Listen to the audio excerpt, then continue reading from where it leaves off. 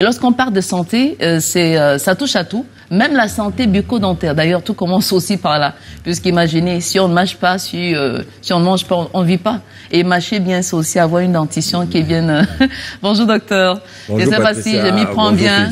Bonjour, belle annonce qu'on a l'accoutumée. Voilà. Alors, comment s'appelle la dentiste qui a pris soin de moi hier? Docteur Lamilène. Docteur Lamilène. Ça, c'est déjà un message indirect pour dire, allez, il a respecté, il est passé. Ah ben oui, voilà. Vous avez compris que... Mais il faut préciser néanmoins, hein, c'est pas la première.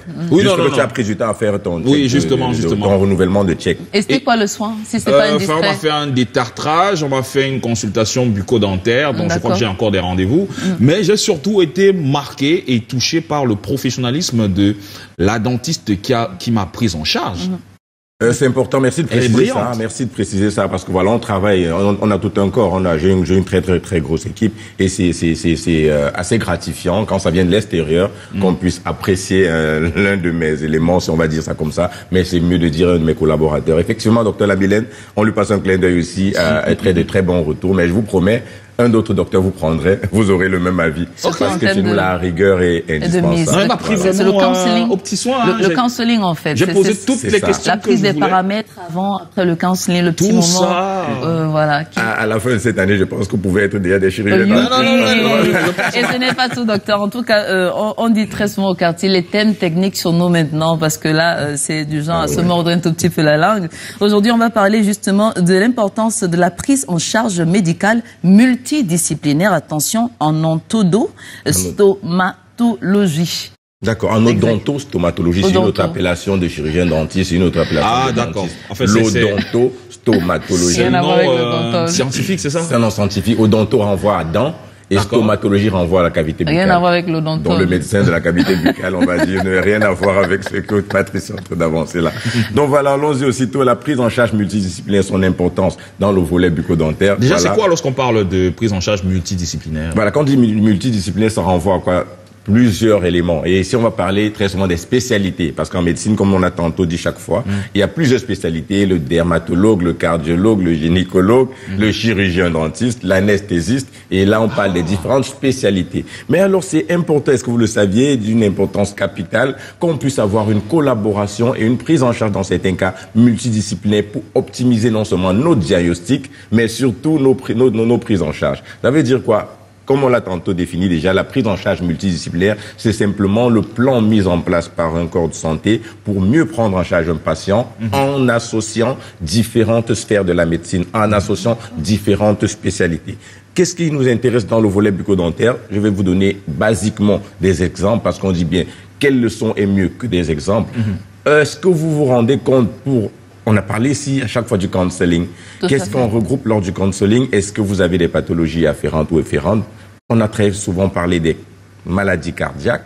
On ne pourrait pas faire certains choix chez certains patients, sinon pas une stabilité cardiovasculaire. Donc, parfois, on a besoin, une fois lors du counseling, si on a recensé que vous avez des soucis cardiovasculaires, il serait même indispensable d'entrer en contact avec votre cardiologue pour savoir si vous avez des facteurs ou une stabilisation de l'état. Parlons ici des hypertendus. On parlait encore ici, il y a des multiples produits qui pouvaient varier la tension artérielle. Il est indispensable, nécessaire qu'avant de prendre en charge. C'est pour ça d'ailleurs, quand vous êtes arrivé hier, je pense, on vous a pris des paramètres. Oui. Et ça renvoie davantage la leçon de pourquoi est-ce qu'on prend les paramètres. C'est un chirurgien dentiste. Vous pouvez arriver un matin, on prend vos paramètres et on se rend compte de l'instabilité de votre tension artérielle. On ne fera pas forcément le soin. On ne voudrait pas concourir. Hier, on parlait des possibilités de décès, entre guillemets, chez un chirurgien dentiste, et on rappelait qu'une rigueur pourrait éviter à 99,99% ces éléments-là. À toute évidence, si on a en face de nous quelqu'un qui a une tension artérielle instable, quelqu'un qui a une hypertension en diagnostic, une fois avoir pris ces paramètres en chirurgie dentaire, en cabinet, on pourrait, selon cette variation-là, vous référer d'abord chez votre médecin traitant pour qu'il stabilise votre tension avant le début d'une éventuelle prise en charge. Docteur, avant de continuer, je sais que vous allez en rigoler. Et comment faire pour les personnes qui ont peur lorsqu'elles voient surtout, on va dire, l'installation, le matériel, tout ça, surtout tout ce qui est parfois un peu tranchant, qui imaginent que peut-être on va m'arracher la dent, peut-être on va mettre entre les incisives, tout ça, c'est pas évident. Comment réagir face à ce genre de... En fait, c'était le cas pour moi, d'ailleurs. Je n'étais pas le cobaye. Vous avez été un peu impressionné, intimidé au tout début. Justement. Ça nous refait. J'ai failli même me lever. Et pour partir? Oui, pour partir, parce que j'ai vu tout ça, je dis que non, mais là, ça me fait peur, là. Ouais. Ça me fait sourire, comme tu as tantôt deviné, mais voilà, la vérité ici, c'est quoi? J'ai tantôt précisé, vous faites des soins forcément de beauté. Vous avez des centres de manicure, de pédicure. Je pense pas que pour faire vos manicures, pédicures, on a besoin d'un marteau. Non. On a des joints affinés, tranchants parfois. Exact. Quand on se coiffe, on se souvient parfois pour le contour. On a une lame à la limite même qu'on ressort là. Mais on ne se sent pas en panique. Pourquoi? Parce qu'on se dit, voilà, ça va bien se passer. Le principal facteur de phobie, pour faire une parenthèse avant de plonger encore davantage dans notre sujet ce matin, c'est la non-rassurance du patient. Oh. Quand vous rassurez le patient, parce que la peur provient de la simulation d'obtenir une douleur. Si le patient se dit il n'y aura pas de douleur, mais si vous lui montrez un marteau, là, il va se relaxer. Ah. L'environnement, l'approche du patient, le côté dégagé, décomplexé de votre médecin traitant rassure. C'est pour ça, effectivement, avec la phobie que les patients ont, le cadre doit être indispensable. Le médecin, Figil rappelle encore les louanges du docteur Lamilène. Forcément, ça veut dire qu'elle a pu avoir une bonne impression déjà dans le contact d'échange avant d'arriver à l'acte médical. Donc, et après m'a posé la question, mais comment tu te sens maintenant? Wow, j'ai dit plus de peur que de mal. C'est pour ça qu'on précise généralement à nos patients quand ils arrivent. Donnez-nous votre confiance aveuglement. On n'a même pas besoin de 50% de confiance. 10% de confiance suffit que vous laissez faire. Et juste après, on vous repose la question à quel pourcentage vous nous faites confiance. Mais il est de peu que les patients disent 200%.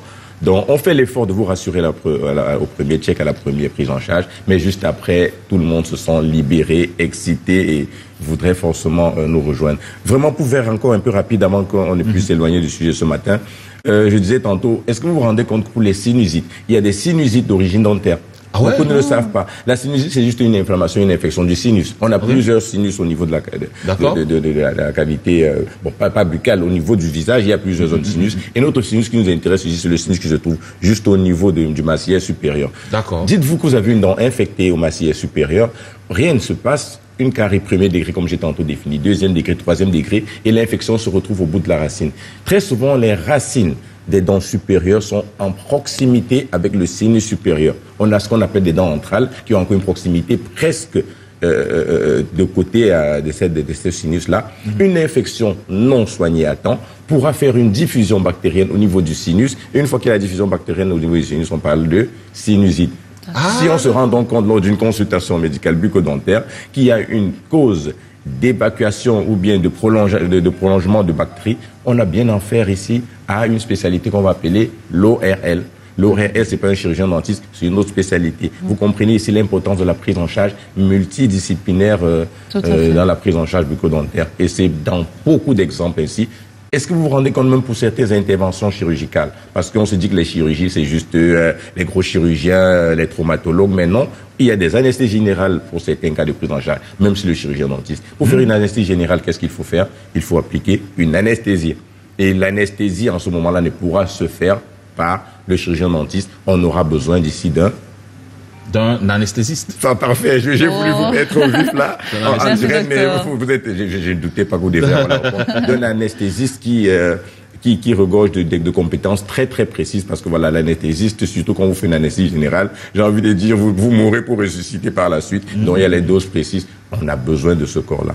Donc, que ce soit dans le volet des cardiologues, on a besoin pour stabiliser nos patients, des anesthésistes pour faire des anesthésies, des ORL, des médecins dans le sens général, parce que vous pouvez avoir un patient qui est immunodéprimé, et quand vous êtes immunodéprimé, parfois même certains médicaments ou thérapies ne marchent pas. On vous réfère à votre médecin traitant, on vous dit stabilisez ce patient, renvoyez-le nous. Mais ça se fait généralement dans les deux sens aussi. Il y aura des moments où le cardiologue se rendra compte que votre instabilité cardiaque provient du fait d'un souci bucco-dentaire, il va référer. Donc le message ici, c'est la prise en charge multidisciplinaire est important, c'est indispensable. Mais le message second, je vais toujours le faire, il faut que très désormais qu'on le fasse, c'est de conscientiser nos collègues qui ne le font pas, de ne pas se croire au sommet. On dit 2 bras sont plus forts qu'un seul bras. Donc, quand vous êtes à la limite de certains diagnostics, pensez à d'autres spécialités pour compléter et donner un meilleur diagnostic, mais surtout une meilleure prise en charge pour le bien de notre population, de notre patientèle. Trivialement, on dit ensemble, on est plus fort. À cette allure, on va finir par vous retenir ici. Ce sera une présentation en trio, mais on sait, vous avez un agenda super chargé. Et nous également, et d'ailleurs, parlant de l'actualité dans un très court instant, lu par la presse locale, on va rappeler l'actualité par excellence, c'est la santé. Sans la santé, même les directeurs de publication ne pourraient pas bien faire leur travail. Allez, excellente journée. Rendez-vous demain. Excellente journée, Patricia. Excellente journée. Et mes salutations encore au dentiste qui m'a pris en charge hier. À mon dos, on va témoigner, Figile, il était impressionné par cette prise en charge. Merci de passer cette assurance. Ça ne passera pas anodin parce que je te promets que ceux qui te régalent vont se dire pourquoi pas moi. Okay. Et tu auras contribué, n'est-ce pas, à une mission de santé publique qui est d'une sphère sociale et qui pour moi est la sphère la plus importante. Super, merci. Peut-être en es-tu tombé amoureux? Bonne journée. Vous êtes grave.